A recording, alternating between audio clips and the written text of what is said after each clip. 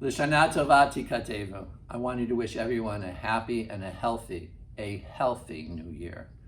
During this pandemic situation, many of us are asking questions, Rabbi, how do we persevere? How do we make this a special year? And I always turn to the Talmud, to our teachings, and to our history. And sure enough, in the Talmud, there's a very appropriate discussion.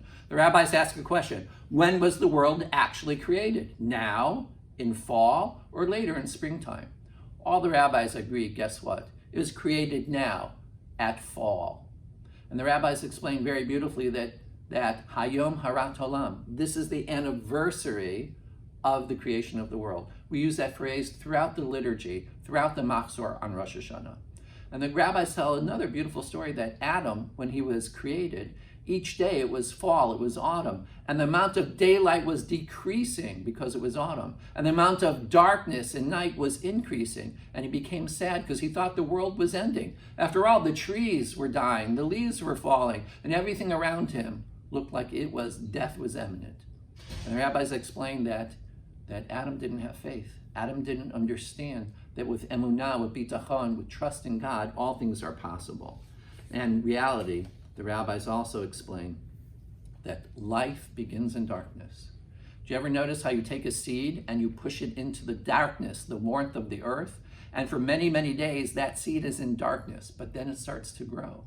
Have you also noticed that when we are conceived, we begin in utero, in our mothers, and we grow in darkness, and then there is life? And that's why the rabbis explain, if you look closely, throughout the Rosh Hashanah symbolism, the number 9 appears throughout our liturgy. For example, are you aware that there are 9 brachas in the Musaf Amida? Do you notice that there are 9 Avinu Malkeinus that we sing out loud and repeat after the Chazan? Have you noticed that there are 9 sounds of the Trua? Why 9? Yarchei Leda. These are the months of pregnancy. That this year can be pregnant with possibilities. The rabbis explain that this is a new beginning. And like Adam, we have to learn to persevere. We have to learn to wake up every day and say, tomorrow will be better. Tomorrow is an opportunity to have more light, less darkness, to have more healing and less illness. And all we have to do is persevere and be resilient. We have to be strong. Don't give up. Hayom Harat Olam. Because this Rosh Hashanah, we're going to acknowledge that this is the anniversary of the creation of the world. And in our private lives, in our private worlds, we have the opportunity to say, I believe that tomorrow will be better.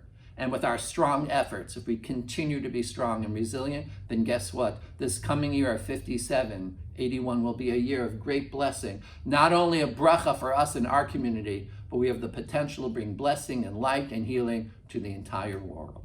L'shana tova tikatevu. May this be a year of health and happiness, not only for us, but again, for the entire world.